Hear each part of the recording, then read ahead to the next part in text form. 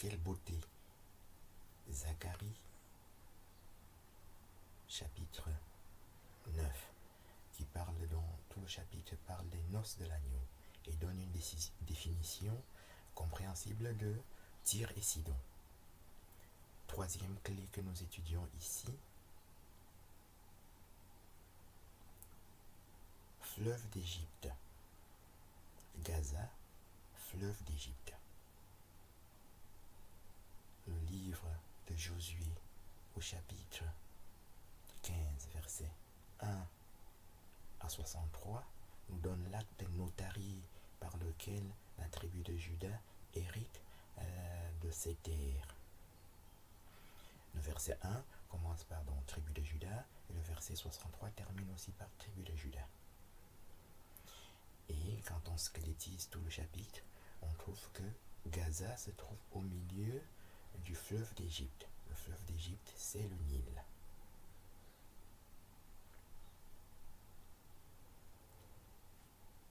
Ceci nous ramène dans Genèse 2, quand le jardin d'Éden est défini est décrit dans Genèse 2, versets 10 à 14.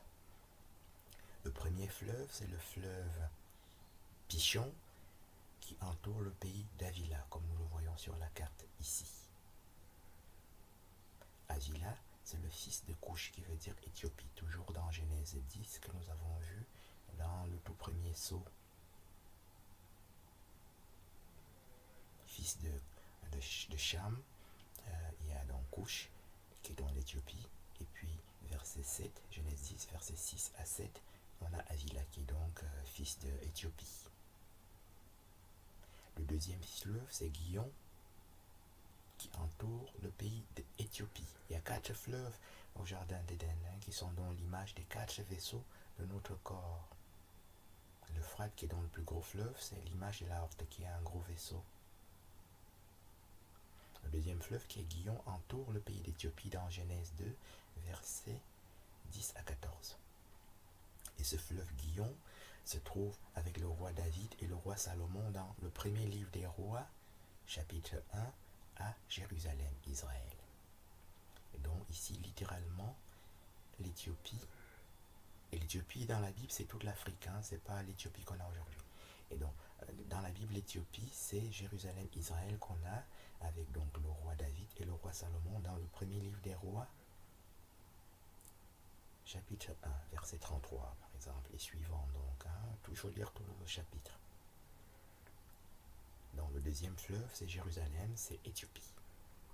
Le troisième fleuve, c'est le Tigre que nous voyons sur plusieurs images jusqu'à présent, qui s'appelle toujours Jardin d'Éden, et c'est le Christ, donc. Et le quatrième fleuve, c'est l'Euphrate, qui est donc l'image de l'aorte, qui est le grand fleuve kénien, qui sera donc le sceau suivant, le quatrième sceau.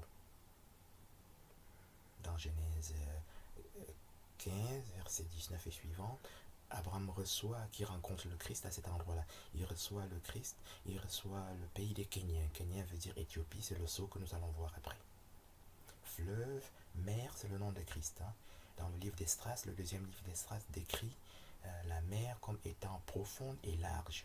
On dit deep and wide. Et c'est le même mot que Otis Redding emploie dans une de ses chansons appelée This is how my love is strong for you.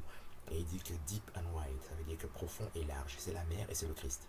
C'est comme ça que Christ se présente à Job dans Job chapitre 38. Il dit, etc., où est-ce que tu étais, etc., quand je créais le monde, etc., quand je donnais mes ordres à la mer, et quand je fis de la nuée son vêtement. La nuée, c'est le chérubin qui est sur la mer. La mer elle-même, c'est le Christ, et c'est aussi un chérubin. Il ajoute, et quand je fis de l'obscurité son l'ange. L'ange, c'est le bébé, dont l'enfant Jésus, c'est la mer. Et l'obscurité qui est au fond, c'est le chérubin qui est au fond, qu'on appelle l'ange de l'abîme, qu'on trouve dans Apocalypse 11. Et ça, c'est l'explication de la catastrophe du lac Nyos au Cameroun. Et l'ange de l'abîme ne vient pas de l'océan que nous voyons, il vient du 6e océan, qui est sous la plaque tectonique, qu'on appelle source de l'abîme. Et le fleuve est décrit dans le livre d'Esdras, deuxième livre d'Esdras, comme étant Naros, étroit.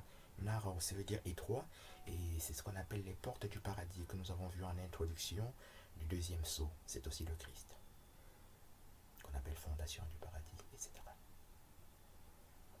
Donc, Gaza entoure le fleuve d'Égypte. Le fleuve d'Égypte, qu'on appelle River of Egypt en anglais dans King James Version, veut dire le Nil. Le Nil qui est le grand fleuve. Grand fleuve veut dire le plus grand de tous les fleuves, comme la Horte dans le corps, qui est un grand vaisseau.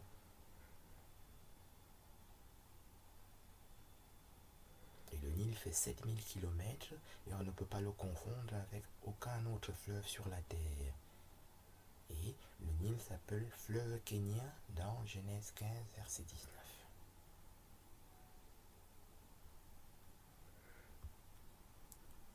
La femme, grand mystère. Éphésiens, chapitre 5.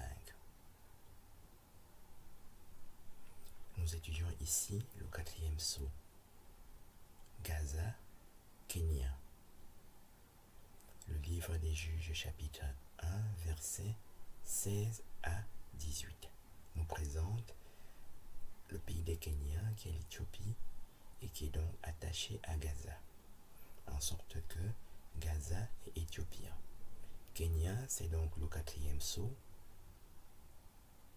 que l'on retrouve aussi dans Juges, chapitre 4, verset 11. Et chaque fois, c'est précisé Kenya, un beau-père de Moïse. Et nous nous souvenons très bien que Moïse a une femme éthiopienne, répétée 2 fois dans Nombre, chapitre 12, verset 1. Kenya veut donc dire beau-père de Moïse, et ça veut dire éthiopien.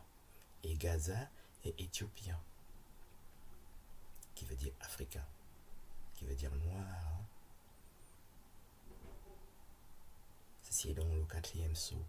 Rappelons que le premier sceau, c'était donc que Gaza est fils de Cham à 2 reprises dans Genèse 10,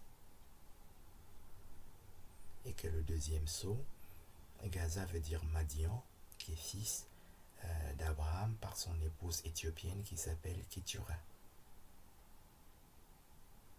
Le 3e sceau, qui est un sceau géographique, nous rappelle que Gaza entoure le fleuve d'Égypte. Le 4e sceau ici donc nous dit que Gaza est éthiopien, qui veut dire kenyan, qui veut dire aussi Bethléem.